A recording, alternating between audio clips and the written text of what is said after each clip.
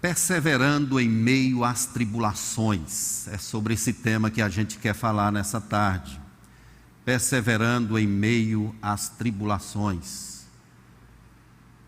Eu gosto de assistir a alguns programas de televisão que mostra restauração de objetos antigos. Eu fico impressionado quando vejo pessoas com tamanha habilidade de pegar coisas destruídas e restaurar completamente. São os especialistas específicos daquelas áreas, ou daquela área, que faz essas coisas do passado, que se quebraram, que se deterioraram, renovar. E como é bom quando a gente tem especialistas nos mais variados ramos da vida. Estamos aqui diante de um texto que fala sobre um homem que é especialista, mas ele é especialista em crises. Ele é especialista em passar por tribulações. E ele, inspirado pelo Espírito, deixou essa palavra registrada para a gente. Ele vai nos falar o que é de verdade passar por uma tribulação. O nome dele é Paulo. Todos nós conhecemos a história desse homem, a vida, as situações que ele passou em sua caminhada. Tem um escritor chamado Charles Spurgeon. Ele deixa uma frase assim: passo por depressões do espírito tão assustadoras, que peço a Deus que jamais experimentem tais extremos de infelicidade. Charles Spurgeon também passou por momentos de tribulação, de angústia em sua vida. Quando Paulo escreveu essa carta aos Coríntios, ele estava mais ou menos no ano 55 a 60 depois de Cristo. Então ainda está bem próximo da ressurreição. Paulo escreve essa carta especialmente para trazer respostas ao povo da igreja de Corinto. Paulo estava sendo acusado de ser falso no meio daquela igreja. Surgiram falsos apóstolos que diziam que não era possível que ele fosse um homem verdadeiro, porque Deus não iria deixar um servo dele passar pela situação que Paulo estava passando. Mas Paulo vai mostrar exatamente que ele está sofrendo por causa da igreja. Paulo escreve a primeira carta para conduzir a igreja a buscar a Cristo, a viver em função da cruz. E depois disso ele se ausenta para a cidade de Éfeso. E ele ouve das provocações, dos problemas que existem na igreja de Corinto, como divisão, partidarismo, imoralidade e outras coisas mais. E Paulo então escreve uma carta chamada de Carta Severa. E ele fica até na expectativa para ver como aqueles irmãos iriam reagir. Ele descreve aí no capítulo 2, verso 4, como ele se sentia, porque no meio de muitos sofrimentos e angústias de coração, com muitas lágrimas, não para que ficasseis entristecidos, mas para que conhecesse o amor que vos consagro em grande medida. É como se ele dissesse assim: olha, eu escrevi essa carta, não é para afrontar vocês, nem para trazer sofrimento para vocês, é para mostrar que eu os amo. Então essa carta, ela ficou conhecida como a Carta Severa. E então Paulo sabe notícias que aqueles irmãos receberam muito bem aquela carta. Alguns deles foram até confrontados e se arrependeram, voltaram, e Paulo fica muito feliz com isso. E aí no capítulo 7, verso 7, ele diz assim: e não somente com a sua chegada, mas também pelo conforto que recebeu de vós, referindo-nos na vossa saudade, o vosso pranto, o vosso zelo por mim, aumentando assim meu regozijo. Ou seja, ele ficou muito feliz quando ele recebeu notícias de que aqueles irmãos, eles haviam sido impactados com aquilo que Paulo escreveu, e não estavam chateados, pelo contrário, estavam sentindo saudades do apóstolo. Aí nesse texto que nós lemos, logo no capítulo 4, os primeiros 6 versos, eles falam da glória do Evangelho, e é Paulo exatamente mostrando que ele é verdadeiro. Ele diz que não está mercadejando a palavra, ele não está adulterando a palavra de Deus. Ele traz o Evangelho tal qual Deus revelou em seu coração. E ele fala isso com alegria, mostrando que isso é a razão da sua vida. Ele está entregando o Evangelho que ele recebeu, ele não está adulterando, não está querendo satisfazer o ego dos irmãos da igreja de Corinto. Ao contrário, ele está entregando exatamente aquilo que Deus lhe passou, lhe mandou dizer. E aqui, a partir do verso 7 em diante, Paulo fala das suas tribulações. Esse homem sabe o que é passar por tribulações. Aí no capítulo 1, verso 8, ele diz assim: na Ásia nos sobreveio uma tribulação além das nossas forças, a ponto de desesperarmos até da própria vida. Então esse homem, ele sabe de fato que é uma tribulação bem profunda. Talvez ele tivesse motivo para desistir de tudo. Quando nós lemos a história desse homem em suas cartas, nós ficamos assim pensando: como foi que ele suportou, como ele aguentou passar por tudo isso? E é nesse sentido, meus irmãos, que ele nos ensina como nós podemos perseverar em meio às tribulações, às crises do caminho. E aí nós temos algumas lições nessa passagem que nós lemos. A primeira delas: nós podemos perseverar em meio às tribulações se mantivermos o foco no tesouro e não no vaso. Olha aí o verso 7, ele fala aqui dizendo que nós temos um tesouro em vaso de barro.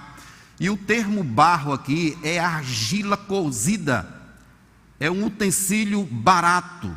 John MacArthur, comentando esse versículo, ele diz assim: eram potes de argila que eram baratos, frágeis e substituíveis, mas atendiam às necessidades domésticas necessárias. Paulo está dizendo que tem um tesouro que foi posto em vaso de barro, e esse tesouro é exatamente a promessa que está contida no Evangelho, a promessa de que nós somos vencedores, de que Deus está conosco, que Ele completará a obra em nossa vida. A percepção que Paulo tem dele próprio é que ele é um utensílio descartável. Ele é um utensílio descartável, substituível. Ele se quebra com facilidade. Eu não sei porquê, mas me presentearam com um livro chamado O Pastor Descartável. Mas eu fiquei feliz quando fiquei sabendo que não só eu recebi, que Fubá recebeu, não sei se Daniel recebeu, O Pastor Descartável. E nesse livro, o autor e a autora tratam exatamente dessa questão de que, do nosso lugar, nós não somos insubstituíveis, nós somos descartáveis, mas nós temos um tesouro precioso, uma mensagem de Deus em nosso coração. O que Paulo está dizendo é que nós devemos olhar para o que está dentro, não para o que está fora. Paulo, escrevendo em 2 Timóteo, capítulo 2, verso 21, ele diz que nós devemos procurar ser utensílios para a honra, santificados e úteis para o seu possuidor, estando preparados para toda boa obra. Para mostrar essa alternância de importância e fragilidade, Paulo ele usa 4 paradoxos aí.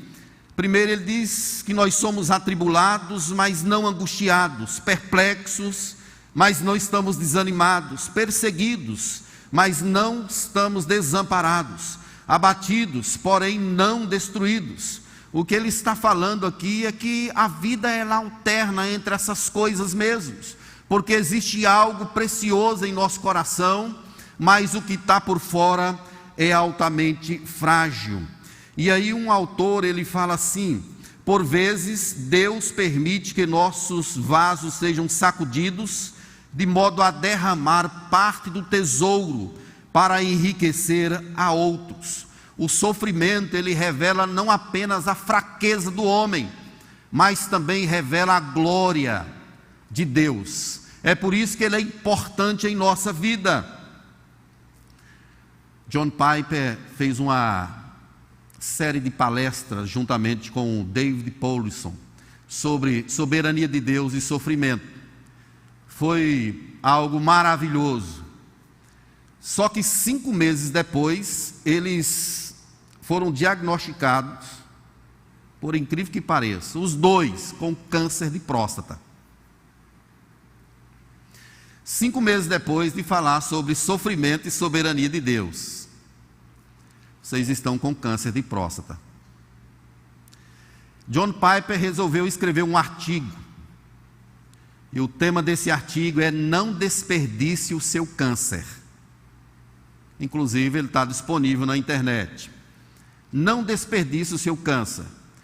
David Powlison então pediu para escrever nesse mesmo artigo, embaixo das linhas de Piper, em itálico, já que os dois foram diagnosticados e agora eles escreveram esse artigo muito precioso. E lá eles dizem que você poderá desperdiçar o seu câncer, e ele cita algumas coisas, e eu quero citar algo aqui para a gente. Você desperdiçará o seu câncer se você não crê que ele faz parte do plano de Deus para você. Você pode desperdiçar o seu câncer se acreditar que ele é uma maldição e não uma bênção. Você o desperdiçará se buscar socorro em suas chances de cura e não em Deus. Você o desperdiçará se recusar a passar pela morte. Você desperdiçará o seu câncer se pensar que vencer o câncer significa continuar vivo mais do que se apegar a Deus. Você poderá desperdiçar o seu câncer se passar tempo demais lendo sobre ele e não ter tempo para falar com Deus. Você poderá desperdiçar o seu câncer se você se entristecer e se desesperar como os que não têm esperança. Finalmente, você poderá desperdiçar o seu câncer se continuar a tratar o pecado tão despreocupadamente como antes. Esse artigo é muito precioso e eu recomendo a leitura deles.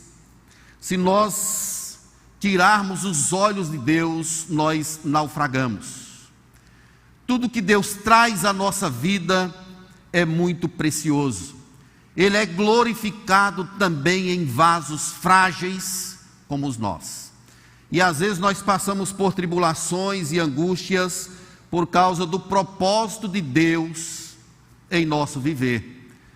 E somos acometidos por situações outras para tratamento nosso, e às vezes para tratamento de pessoas que estão próximas a nós, para que tiremos os olhos de nós e entendamos que somos frágeis, e que toda oportunidade é a oportunidade de Deus ser glorificado.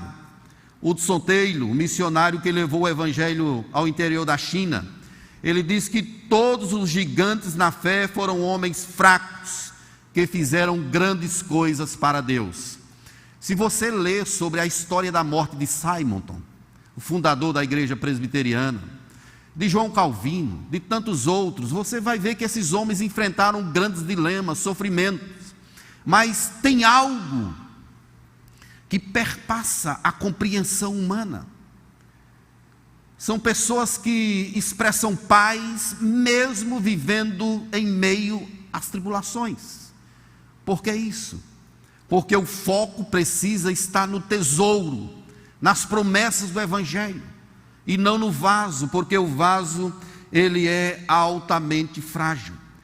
A grandeza de uma vida abençoada não está em suas condecorações, mas em suas escoriações.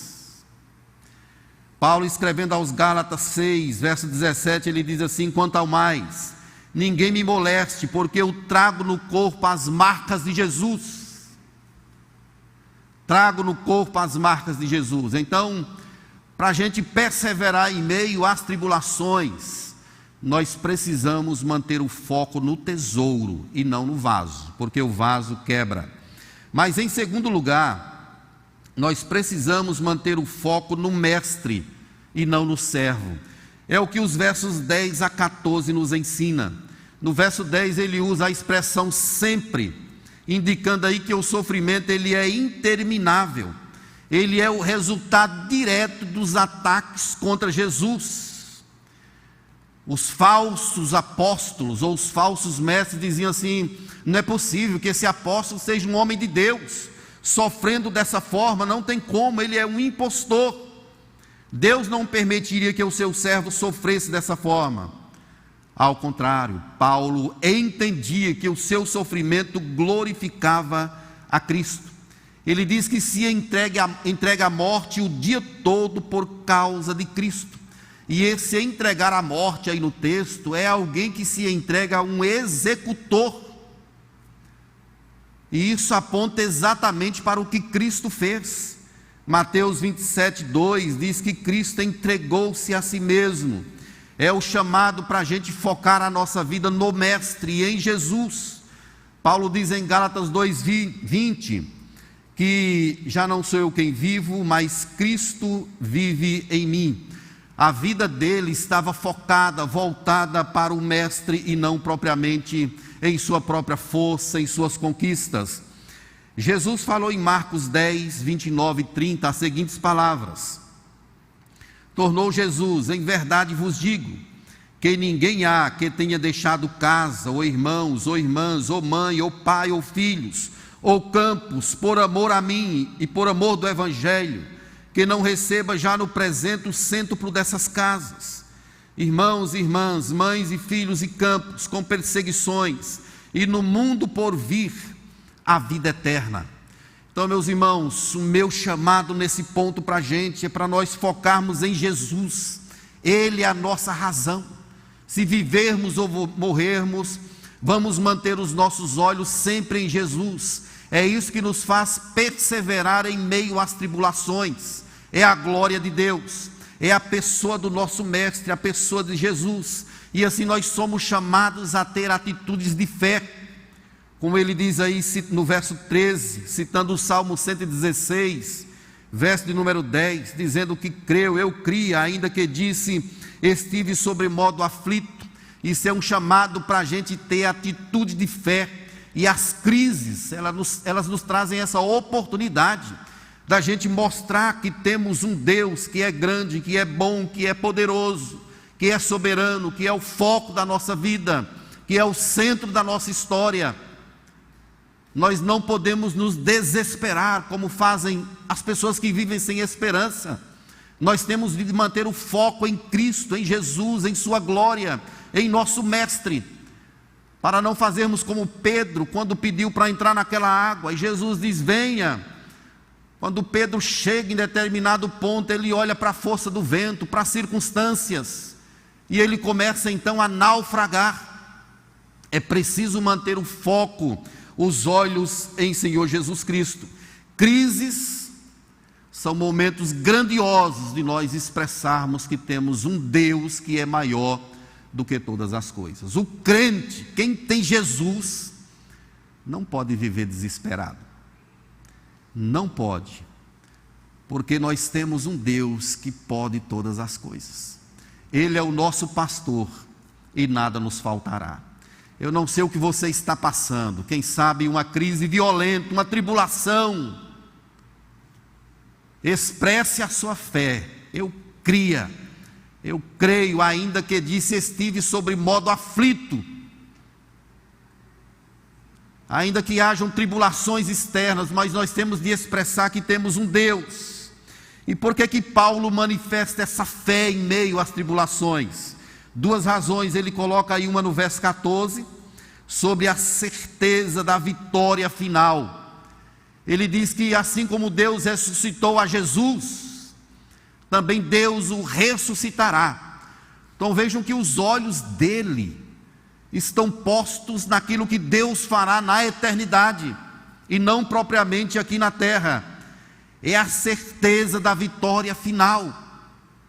Um dia estaremos com Jesus na eternidade, louvando o seu glorioso nome. Essa certeza deve alimentar a nossa vida no presente, de forma que sejamos capazes de enfrentar toda e qualquer tribulação e não perder a esperança. Mas Paulo diz ainda no verso 15 que Deus conduz todas as coisas para a sua glória. Deus o ressuscitará e tudo é para a glória de Deus. Você crê que aquilo que você enfrentou redundou em glória, ou está redundando em glória para o Senhor? Ou você está acuado, com medo, angustiado? Mantenha os seus olhos no Mestre e não no servo. Se você fizer isso, você vai passar, vai perseverar por toda e qualquer crise, porque você tem um Deus que é maior do que todas as coisas.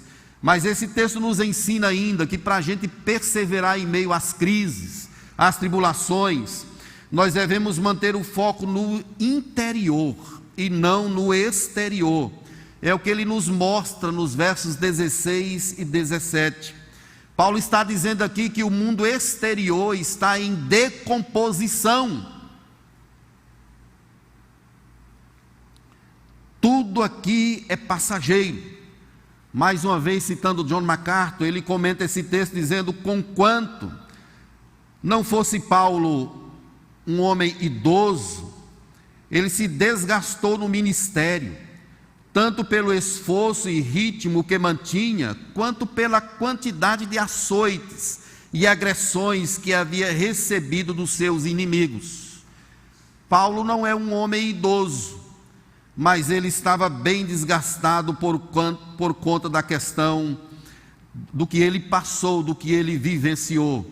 É preciso manter os olhos no coração, no interior e não no exterior, porque o exterior está passando, tudo aqui é passageiro. E eu até digo a você que você não deve se apegar a ninguém demasiadamente. Tem gente que faz do outro a sua base de vida, como se aquela pessoa fosse eterna. Tem pais que amam exageradamente os seus filhos, e isso não é bom. Eu não estou dizendo que não devemos amar os nossos filhos, mas é que o exagero disso, ele adoece o coração. As pessoas são passageiras, o cônjuge vai passar, não tem jeito. Assim como os nossos pais, filhos, o mundo à nossa volta, é isso que Paulo está dizendo aqui, está em decomposição. E ele próprio está se desgastando, ele enxerga isso, ele vê isso. Não meramente por conta da idade, mas por conta daquilo que ele viveu. No capítulo 2, no capítulo 6, verso 5, ele diz assim: nos açoites, nas prisões, nos tumultos, nos trabalhos, nas vigílias, nos jejuns. Ele está contando coisas que ele viveu. No capítulo 11, verso 23, olha o que Paulo diz aí: 5 vezes recebi dos judeus uma quarentena de açoites, menos um. Fui 3 vezes fustigado com varas, 1 vez apedrejado, em naufrágio 3 vezes. 1 noite e 1 dia passei na voragem do mar. No verso 27, ele diz que passou frio, fome, sede, nudez. Ou seja, esse homem, ele está desgastado por causa da sublimidade do Evangelho. É por isso que os olhos dele estão postos no interior, que não se corrompe, que se alimenta, que cresce, que glorifica a Cristo. Ele está se referindo à sua alma, que não se envelhece, que sempre se renova pela graça, pela promessa do Evangelho em Jesus Cristo.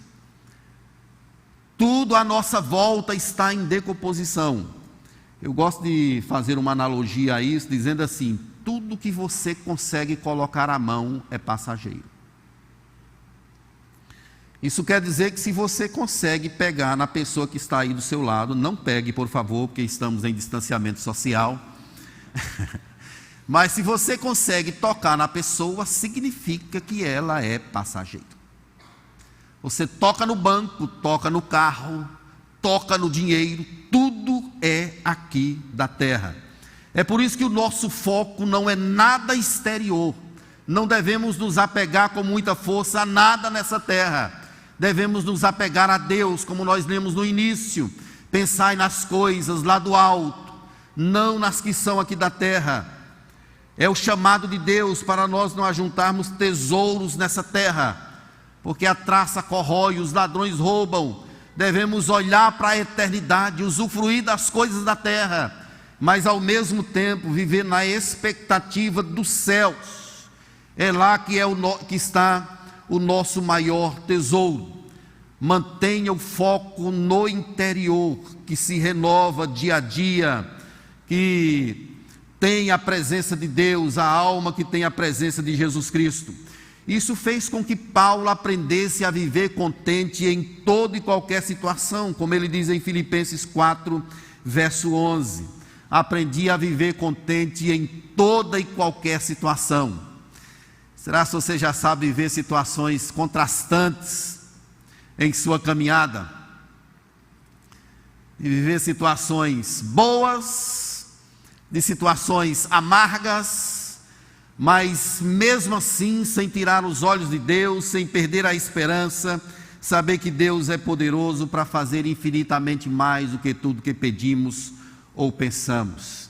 Querido, mais uma vez, não se apegue às coisas da terra.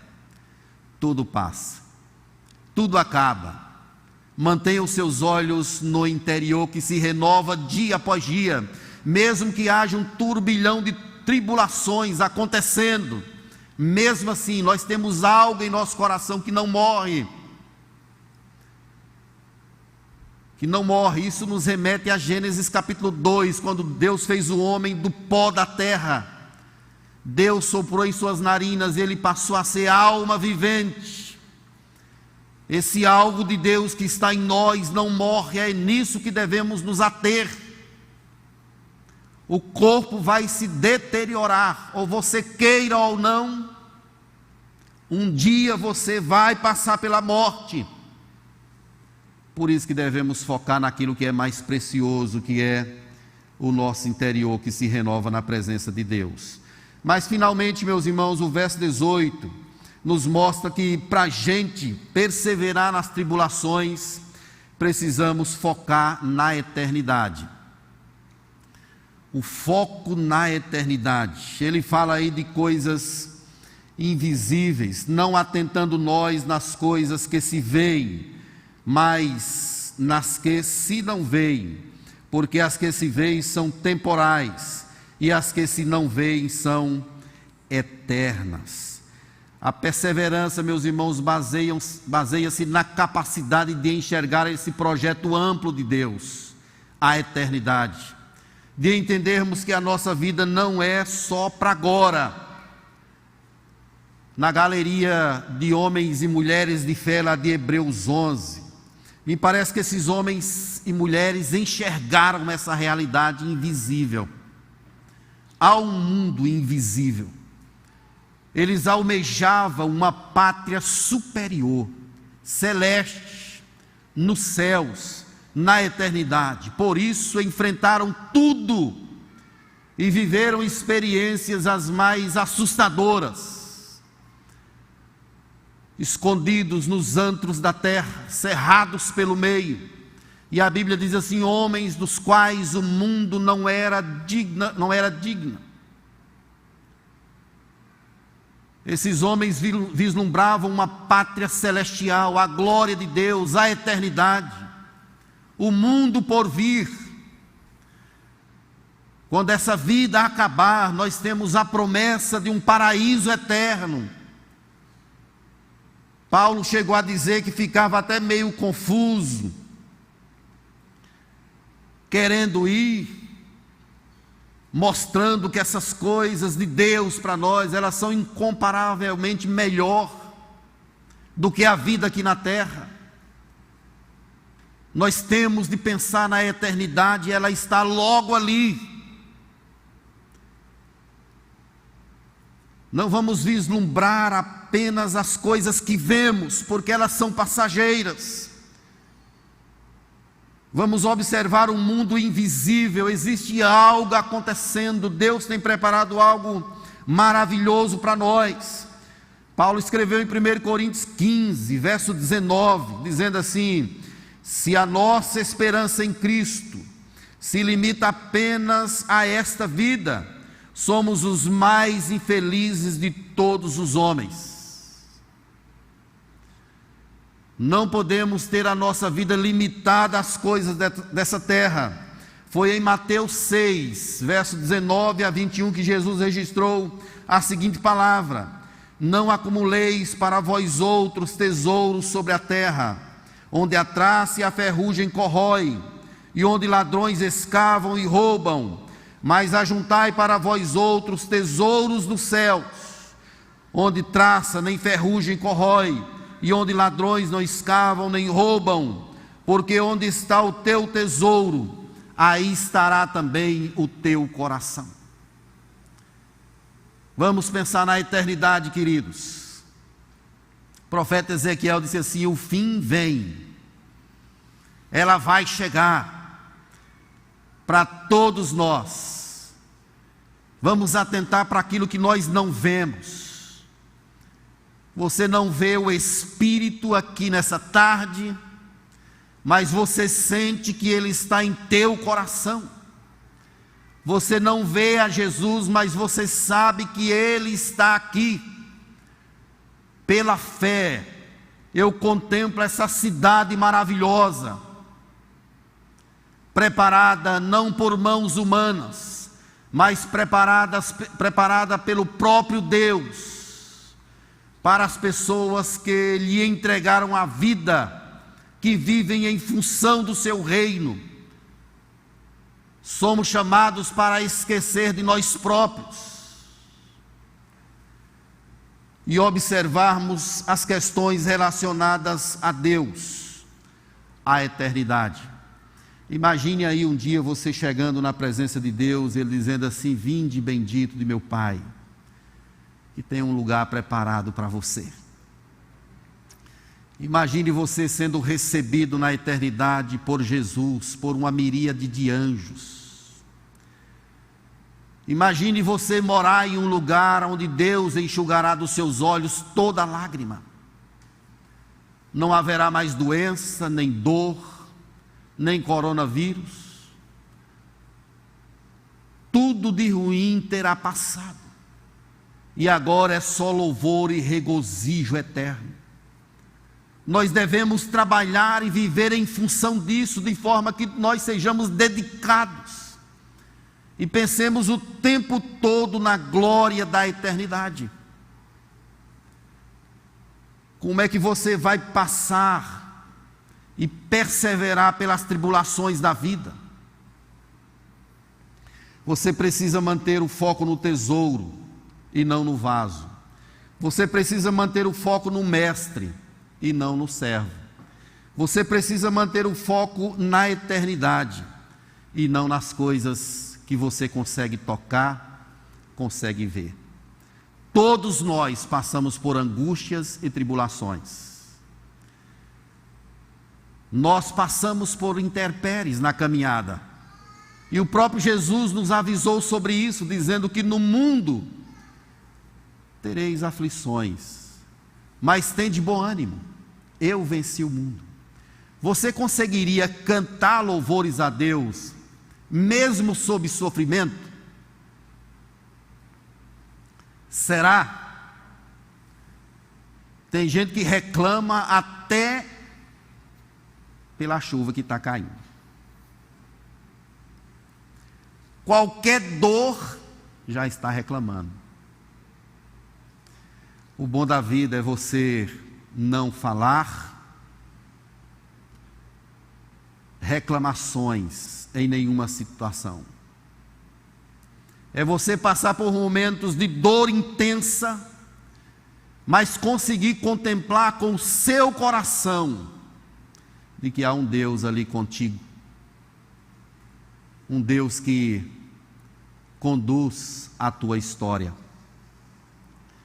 Eu contei aqui um outro dia, meu pai, quando estava no leito de morte, ele teve uma doença misteriosa. Ele faleceu em 30 dias, ele adoeceu e 30 dias depois morreu. E eu me lembro que uma vez ele naquele quarto, deitado na cama, e eu perguntei se ele queria alguma coisa. Ele mandou que eu abrisse a Bíblia no Salmo 8 e lesse um verso que diz assim: ó Senhor, Senhor nosso, quão magnífico em toda a terra é o teu nome. Aquilo ali me trouxe uma lição, impactou muito a minha vida, sem uma palavra a mais. Quando eu terminei de ler o verso, ele levantou a mão e disse assim: só isso. Ó Senhor, Senhor nosso, quão magnífico em toda a terra é o teu nome. Quando perguntaram a Simonton, no leito de morte dele: Simonton, que recado você daria para a igreja? Ele havia fundado a igreja do Rio de Janeiro. Ele disse assim: Deus fará a sua obra com os seus próprios instrumentos. E não disse mais nenhuma palavra. Deus fará a sua obra com os seus próprios instrumentos. Nós podemos perseverar na tribulação, porque Deus está conosco, Ele é o nosso refúgio, Ele é a nossa fortaleza. Não posso dizer para vocês que nós não vamos enfrentar tempos difíceis, porque eu estaria mentindo. A fé não nos coloca em uma redoma protetora. A fé nos desafia a viver para a glória do Senhor em toda e qualquer situação, a tributarmos louvores a Deus, a engrandecermos o seu nome, mesmo diante dos grandes obstáculos da caminhada. Para isso, querido, mantenha o foco em Deus e não nas circunstâncias. Amém? Eu quero aplicar isso para a gente de algumas formas, pelo menos de duas. Primeiro, aproveite o tempo de tribulação para exercer a sua fé. Não tenha medo, aproveite as angústias da estrada para declarar, para mostrar que você tem um Deus que é maior do que todas as coisas. Se você for hospitalizado, aproveite para falar de Jesus. Quem sabe Deus te dá a oportunidade de cantar, mesmo em meio às angústias.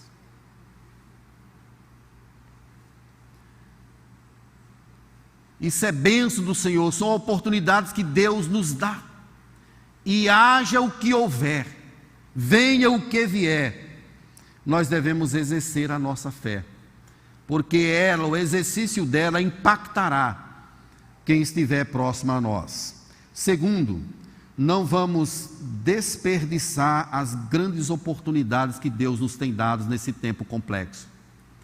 Nós temos vivido esse tempo de pandemia, muitas mortes, muitas pessoas sendo acometidas por essa enfermidade, muitas famílias sofrendo, crises que ameaçam. Queridos, vamos aproveitar esse tempo para louvar ao Senhor. Eu não estou minimizando os efeitos dessa doença, mas estou chamando você para a gente viver como um povo que tem esperança, que sabe que há um Deus no trono, um Deus que governa todas as coisas. Que Ele nos abençoe nessa tarde, que Ele nos instrua em Sua palavra e mantenha o foco em Deus e na glória de Deus sempre, em toda e qualquer situação.